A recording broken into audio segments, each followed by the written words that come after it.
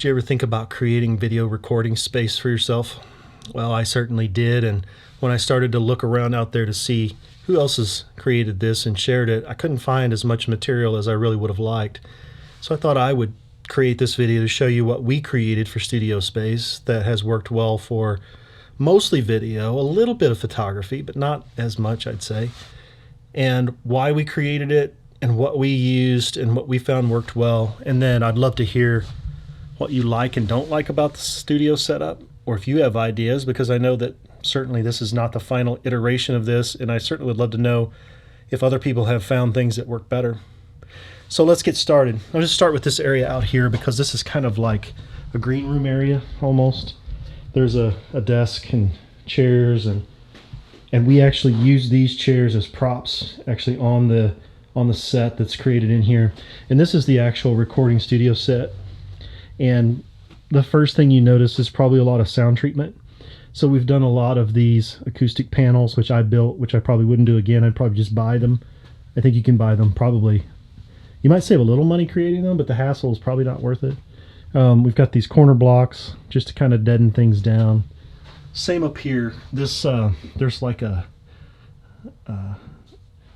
little corner that was developed by this particular area here that I kind of thought might help to deaden down with these corner blocks. I don't know if that helped as much as I thought it would.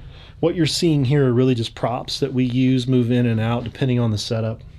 And the walls are a fabric material that you can purchase these backdrops. We attach them at the top with thumbtacks, and you can change these out. It is kind of a fabric material, but it looks good on camera, I think, when the lighting's right and not terrible fluorescent like this.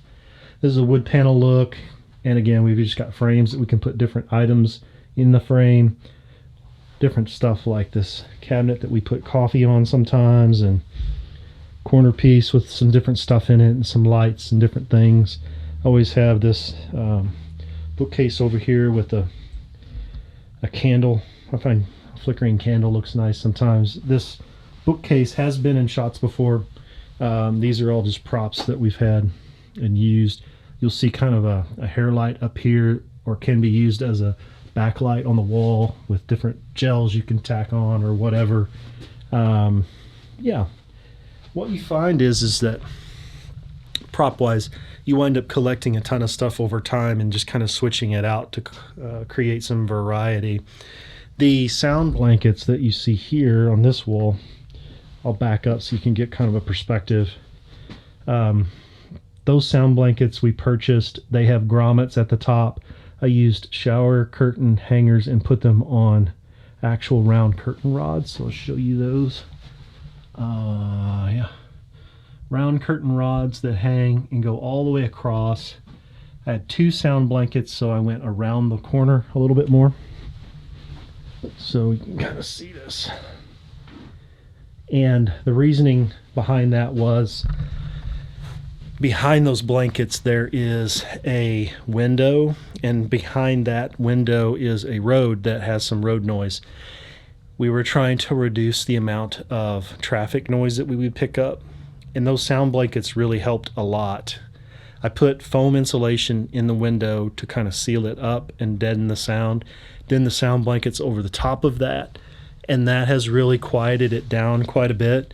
That, coupled with a good microphone and good microphone placement, tends to eliminate any of the kind of noise we hear mostly. It's not perfect, but it's pretty good.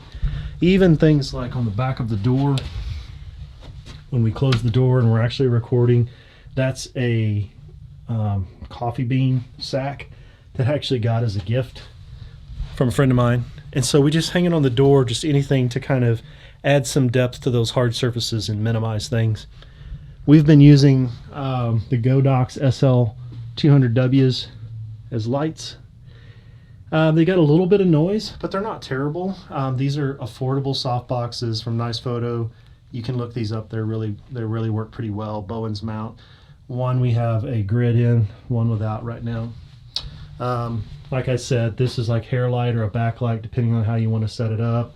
And we have C-stands, and then this C-stand is here. It's used for both a microphone or overhead camera rig. Depending on what you're doing, you can use it for either or. This table is a bar height table, obviously.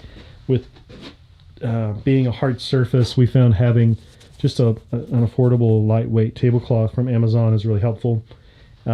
These stools we already had. I've got another one over here you probably saw, and this sort of doctor's style chair is really kind of a nice thing to have around just to use. These backdrops we do change out occasionally. You can use everything from a black flat sheet if you want something that's really dark in color, and just hang king size flat black sheets up there. That works well. You can buy these backdrops like this and they work really well. You might have to have a steamer to steam out wrinkles, but it's really not that big of a problem. Once you kind of pull them tight, put thumbtacks in to hold them, they work really well. So like I said, out here, these chairs we have used in interviews before. Sometimes we've used that table. We've not used this yet, but it is available if we needed to. Again, sorry for the flicker. Love fluorescence. And here we have another table that we have used before. It's a bigger round table. You can put 2 or 3 people in.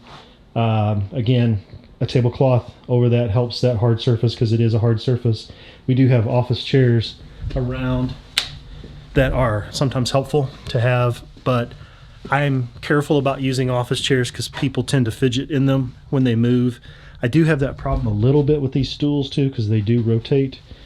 So I'm always trying to minimize the fidgeting or movement, but that doesn't always work out either. Anyway, I wanted to share this because I would have loved to have had more examples of studio space that people had set up. So if this was helpful, please leave a comment, let me know. Otherwise, appreciate you watching, and maybe we'll see you again in the next one.